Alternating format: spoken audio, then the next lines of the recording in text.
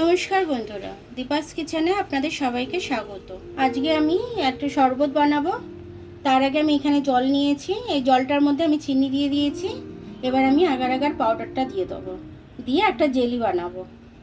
এই যে agar agar পাউডারটা, এই পাউডারটার থেকে আমি একটু পাউডার নিয়ে নেবো, 1 চামচ মতো, 1 চামচ মতো আমি দিয়ে দিলাম। এবার এটাকে আমি ফুটতে দেবো। বন্ধুরা, আমি একটু কালার দিয়ে দিয়েছি রেড কালারের, আপনারা আপনাদের পছন্দ অনুযায়ী কালার দিয়ে দেবেন, যে কালার দেবেন সেটাতেই ভালো লাগবে।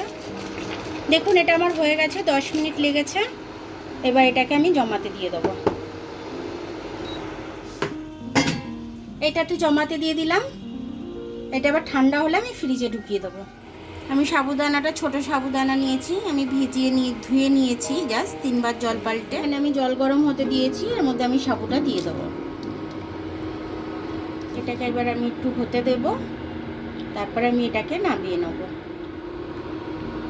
সাবুদানাটা আমার হয়ে গেছে, এর বেশি আমি আর তৈরি করব না। এবার আমি সাবুটা ছাঁকনিতে নিয়ে আমি জল ঝরিয়ে নেব। 2 মিনিট আমি এটা রেখেছিলাম সাবুটাকে। দুধটা আমি একটু গরম করছি, দুধটা দিয়ে আমি ঠান্ডা শরবতটা বানাবো। 1 বাটি মতো চিনি দিয়ে দিলাম।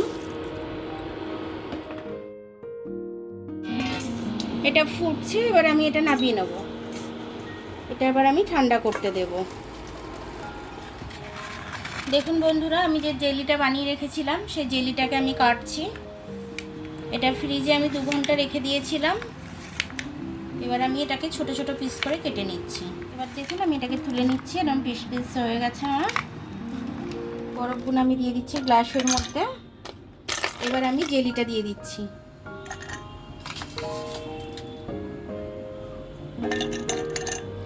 এবার আমি সাবুটা জাল দিয়ে রেখেছিলাম, সাবুটা দিয়ে দিচ্ছি। সাবুটা দিয়ে দিচ্ছি এটার মধ্যে। আমি দুধটা ঢেলে দিচ্ছি এর ভেতরে।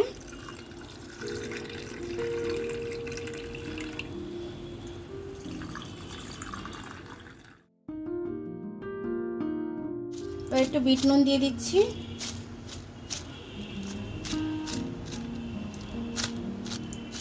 চামচটা দিয়ে আর একবার গুলিয়ে দিলাম। দেখুন, আমার শরবতটা তৈরি হয়ে গেছে, ঠান্ডা ঠান্ডা কুলকুল একদম। এটা খেলে পরে মন প্রাণ জুড়িয়ে যাবে। আপনারা অবশ্যই এটা করে খাবেন এই গরমের মধ্যে।